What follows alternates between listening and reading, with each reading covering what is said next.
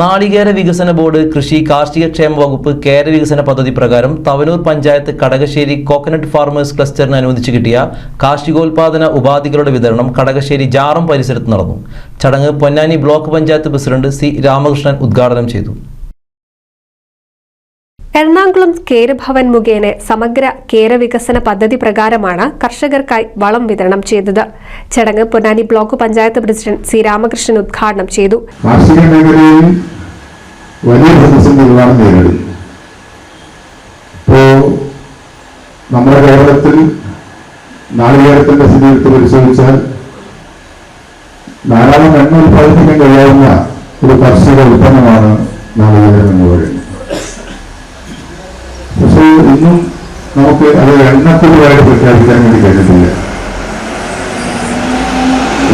എണ്ണ ഉൽപ്പാദിപ്പിക്കുന്ന ഏറ്റവും പ്രധാനപ്പെട്ട ഒരു കാർഷിക ഉൽപ്പന്നത്തെ എണ്ണക്കുറവായി പ്രഖ്യാപിച്ചുകൊണ്ട് ആ വഴിയിൽ ലഭിക്കേണ്ട ആനുകൂല്യങ്ങൾ ഇപ്പോഴും ലഭ്യമാവാതെ കിടക്കുകയാണ്.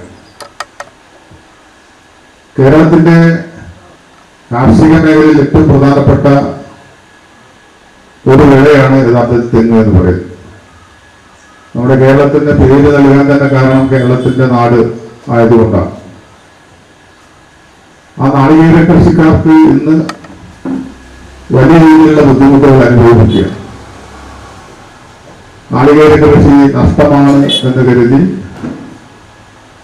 തെങ്ങുകളൊക്കെ തന്നെ വെട്ടിമാറ്റുന്ന സ്ഥിതിയിലേക്ക് വരികയാണ്.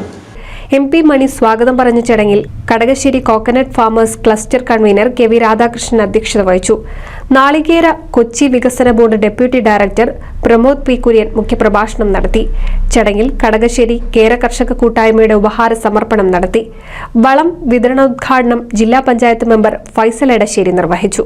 ചടങ്ങിൽ P. ജ്യോതി, AP Vimal, KP Venu, PS Shihab Thangal, CP Abdulla, Ashraf എന്നിവരും പങ്കെടുത്ത് സംസാരിച്ചു. ശാസ്ത്രീയ തെങ്ങ് കൃഷി തന്ത്രങ്ങളും പ്രയോഗവും എന്ന വിഷയത്തിൽ ഡോക്ടർ അബ്ദുൾ ജബ്ബാർ ക്ലാസ് എടുത്തു. NCV news Thavanur.